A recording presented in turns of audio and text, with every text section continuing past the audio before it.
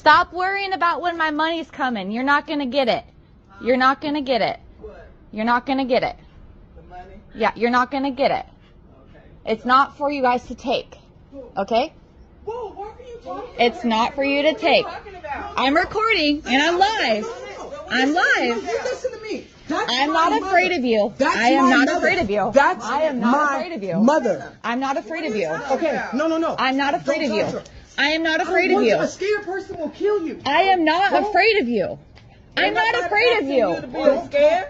I'm not afraid of you. I'm asking you not to talk to my mother like that. I will talk. No, you won't. If you tell me that, I will you up right now. Don't do that. Marlena. Don't do that. That's not a good idea. Hey, but that ain't cool though. That's not a good idea. That's not a good idea. That's not a good idea. I know what you guys have done. You're not going to gaslight me. You're not going to play in my face. I'm not afraid of you. I'm not afraid of you. Just be out by Hey, Friday. Draco, come here. Come on, Drake. All you gotta do is get your stuff and Just go. be out by Friday. You can do it the How easy way. about you involve the law and make it legal? See, let me just say this. How life should work is this dude right here should be able to say, nah, we're not doing this. There's a better way. We're going to handle this different. And then everybody respect that. And they don't do this silly stuff. But he's just joining in with it. And let's be honest. This dude's definitely over 40. So it really doesn't make any... Everybody in this clip is over 40. So this really doesn't make any sense. But what it seems like they're trying to do, what this reminds me of is like back in the day, and maybe it still happens today, but like when music artists, rappers in particular, when they didn't like their contract, because a lot of them would get stiffed in their contract with really bad terms. And then because they were gangster rappers, right? So they used to go up and make things very uncomfortable and apply pressure in order to get you to fold and ultimately release them from their contract. So it seems like they're trying to apply pressure as opposed to going the legal route, which is unwise. And here's why. By you avoiding going the legal route, a lot of times court proceedings can already be time consuming. And every day that you don't do that is another day, week, month that she's going and she's not paying. And then when you start the court proceedings, that's another time period that's going to further exacerbate that timeline. So the sooner you go ahead and just file instead of doing this thing, which clearly is not working, probably the better for you all to be able to recoup and ultimately stop losing money on this. But if they want to just keep trying the same thing that ain't working, have at it. Y'all, before we get into the next clip, if you could like the video, I greatly appreciate it. Only takes a second and it actually does help out tremendously. Yeah. So what's going on? We're not leaving. You gotta call the cops or something. You gotta run through the foot. No, that won't be no court. Because that's what I'm not talking about stress from me. I think you guys stress from that. Because all of those things you guys started. It says she knows she has to evict us through court because the police already told her. So another situation, it seems, where someone's trying to take advantage of these laws. I'm gonna call the cop. And then if the cop say, and then send some record of it, because last time when we guys were on that, I did my own on that side there, on that Sunday. And then the way you guys started up, and then also to, including my thing too. You see that God, that church, how you see that God is that church? But you can like to do that. I mean, because when you got to that church, because myself, I'm not sorry. That's what they said last night, though. They said we don't have to leave. I'm so sorry. Okay.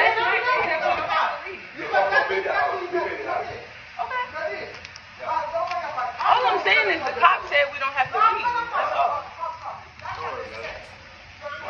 I'll go for this. This is my point. Comes up my point. This. That's how I'm sorry. I'm sorry about it. Use my microwave. I don't use the microwave. You guys can come in and then you guys are gonna sit. And then I keep telling them, do not using my food, do not using my things. And they were using it. And then because I just put the lock on it. And then Sunday, you should have seen that.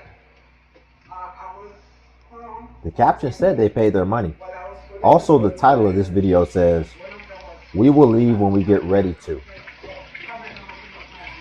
It's got some other context here. Let me see. The title says, "We will leave when we get ready to." Oh, they put a whole little description in here. So it says, obviously, we weren't expecting to be evicted within 3 weeks of living somewhere, especially after paying.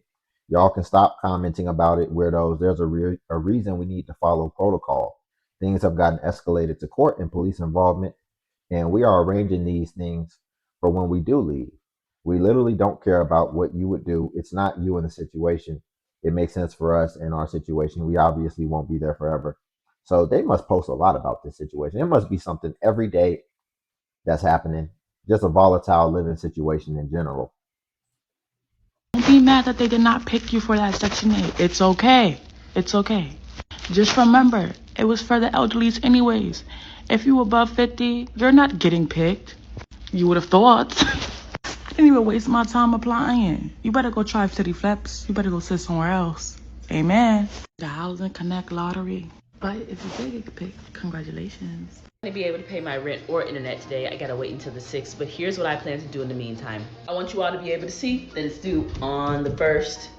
I don't get paid until the 6th. So what can I do in this week-long period?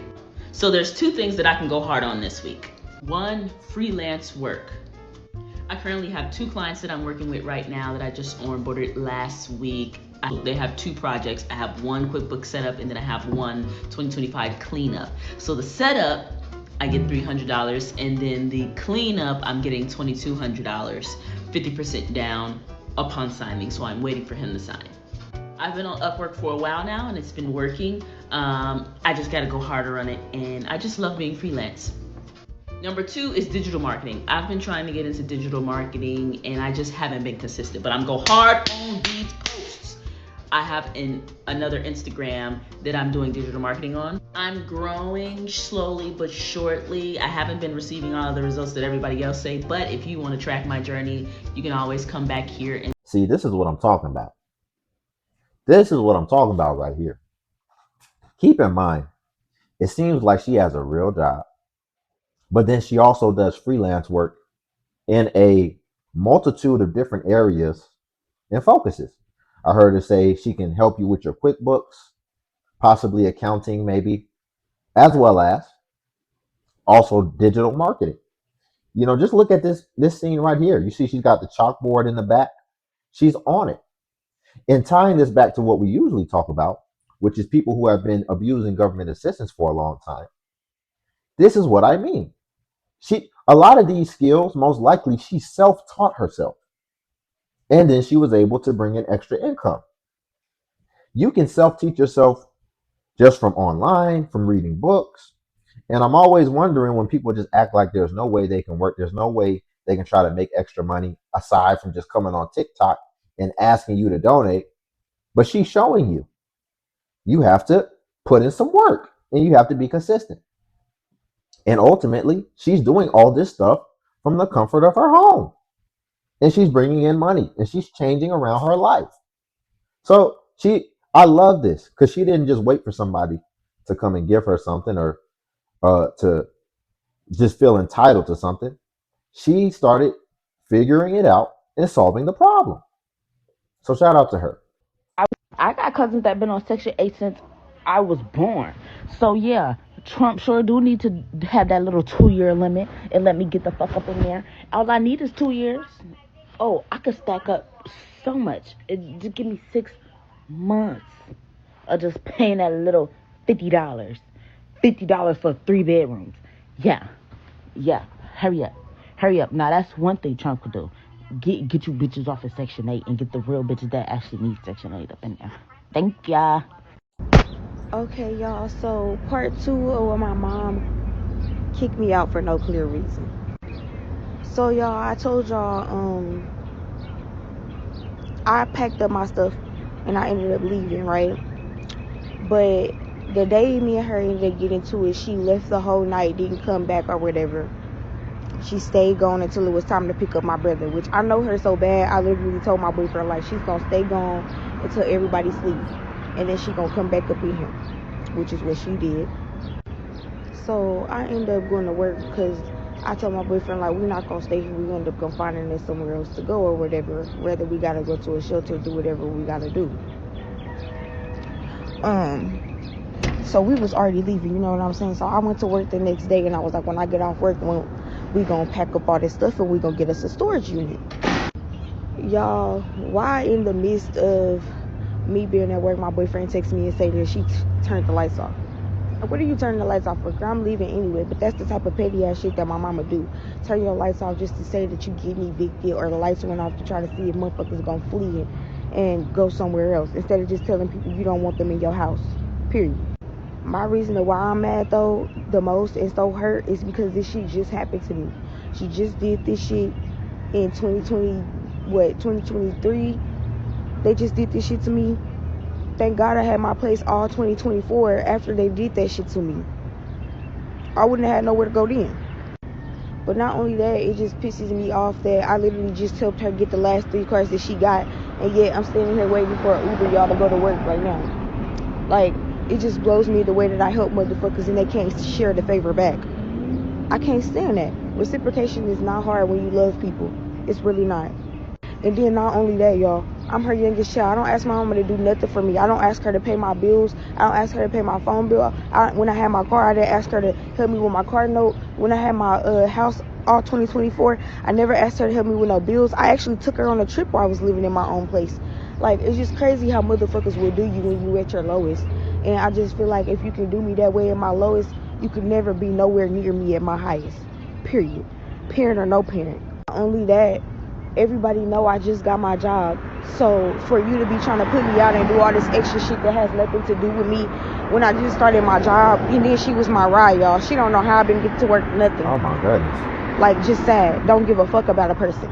Not even a person. I'm your daughter. I'm your youngest. At that. Like, people will do you anyway if you let them. So obviously this is a complex family situation, and it's just so complex. And the reason why it's so complex is because ultimately it's like we keep on trying to measure how I helped you into proportion with how you helped me, and it keeps on fluctuating based on, and you're trying to measure and judge just how much I helped you. All of this would be so much simpler if everybody just focuses on themselves. And here's what I mean. Get yourself together.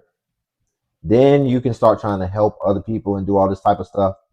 Ultimately, make sure your glass is full before you start trying to pour into others, because you pour into them, but then you're keeping count of what you poured into them, so that when you run out, you can come back and say, well, I poured this much, so you got to pour back into me. And it just keeps going back and forth, and ultimately nobody gets anywhere. Go off on your own, handle your responsibilities, get yourself together, and then you can start pouring into other people. I think that's the most easiest solution, because this is just why we can't get ahead. And it's frustrating. And everybody feels like they owe something, entitled, and then tensions rise, things eventually escalate, and then the relationships get ruined. When, if you just took responsibility for yourself, they took responsibility for themselves, y'all come together, there's mutual respect, no problems whatsoever. I think that's how we need to start moving, which ultimately comes down to responsibility, as well as just understanding that it's easier to be responsible for yourself if you don't put permanent self-inflicted wounds on yourself. I think I heard her say she has kids. Imagine how much easier things would be, or at least a kid. Imagine how much easier things would be. She's got a boyfriend. Imagine if it was her and her boyfriend, and they were building with each other, and they were trying to get ahead in life. It would be much easier to fill up your glass in that case. And then once you set up a nice foundation, then you can have a kid in that circumstance. But right now, you don't even have a car to go to work. You talking about you have to live in a shelter. You got to get a storage unit ASAP. The lights done got cut off. We we got to start doing things in order, and then we wouldn't have problems, as well as understanding what our priorities are. First priority is fill your glass. Put your oxygen mask on first. Then worry about trying to put on somebody else. Facing eviction. Yep. Guess what, guys? I have been fighting to keep everything afloat. When I started this journey of trying to get my life in order, I made a post about it and rallied up all this support, got all these followers. And since then, my car broke down. I got a job to get it out. I got my car back out. I applied for rental assistance. I did all these things. And even with all my effort, I'm still falling short. I'm in my car right now because I'm driving. But I don't know if I can even find the help. I don't really know what else to do. So this video is me ranting, asking for help, and trying not to give up, and maybe motivating people to keep going. I don't know at this point.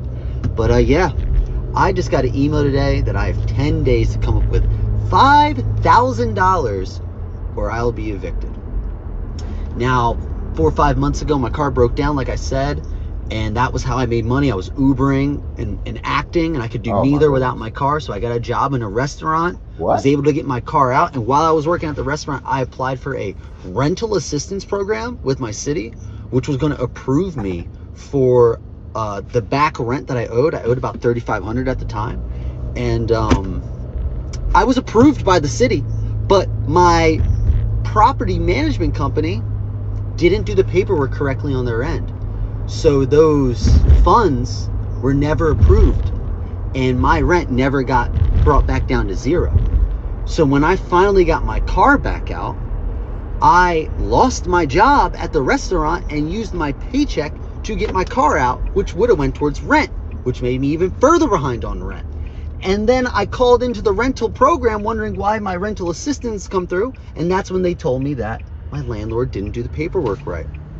So what am I left with? I got 10 days. I can Uber 11 hours a day. So I'm about to live in my car and eat ramen noodles. I don't know. I'm going to sell anything I have of value and ask you guys for help. Maybe some millionaire will see this and save me from losing everything. No, and nowhere in these solutions he's listing out is there get a job. No, so I haven't heard one solution as far as get a job. But we're gonna get there. We got a little bit more, but we're gonna get there. Don't worry. Venmo's in my bio. I don't like coming to here for help because honestly, people helped me before. There's people here have like loaned me money, a couple $100. I promised them when I get right, I'll get it back. I haven't got right yet. There's people who donated money to me. There's people who've been supporting me, and I feel like, damn, I don't have any good news. It's not like you helped me make it out. Like I'm still alive and I got my car back, but I'm still on the brink of losing everything. So here's my cry to the universe. I don't know what else to do but to work and let the world know. So here's what I'm going to do. If you're watching this and you're trying to figure out how to get out of your situation, maybe I can be a little motivation. Every single day, I'm going to work until my eyes bleed. And whatever I earn, I'm going to... He's going to work until he runs his car down again, ultimately. I don't want to hear anymore. Because let's unpack this. There's a lot to unpack. You know how mad I'll be if I gave somebody a loan and I loan them money and then they're getting donations in? Guess what? Your first priority, if you get free donations and somebody gave you a paid loan, you need to take those donations and immediately pay off your debt to whoever loaned you some money. In my opinion, that's how much I would prioritize that. I don't want to owe anybody. But let's just unpack this situation for a second, because what a wonderful life to just be unemployed, Ubering, and chasing your acting career. Doesn't that sound like so much fun? Sounds fun. Because what I'm hearing is you don't have nowhere to be because you don't have a stable job, and you just get to wake up and Uber whenever and then go do your acting and improv classes or whatever. No. First of all, the time you're spending chasing your acting career, that gets put on the back burner and you go and get a second job. But in order to get a second job, you would need a first job, because I don't consider Uber a job. Because as you saw, when his car broke down, he had to not even pay his rent because the car is such a priority, because the cars was bringing in all the money. But at the same time, you're running down your car when you could easily go get a job that instead of driving 500 miles every single day, you could drive 5 to 10 miles. Then you can be at a location and still be making money with no overhead, because while you're driving around town, that's overhead, gas, as well as wear and tear and depreciation on your car.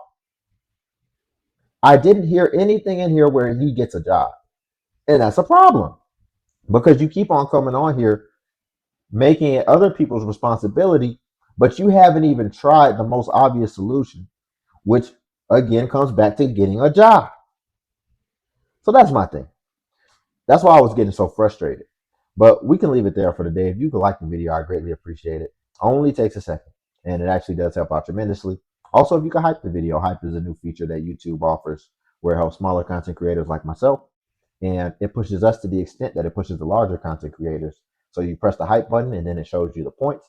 And since I am a smaller content creator, I actually get more points. And then also Patreon link below if you want to see self-improvement content. But until then, I'll catch you in the next video.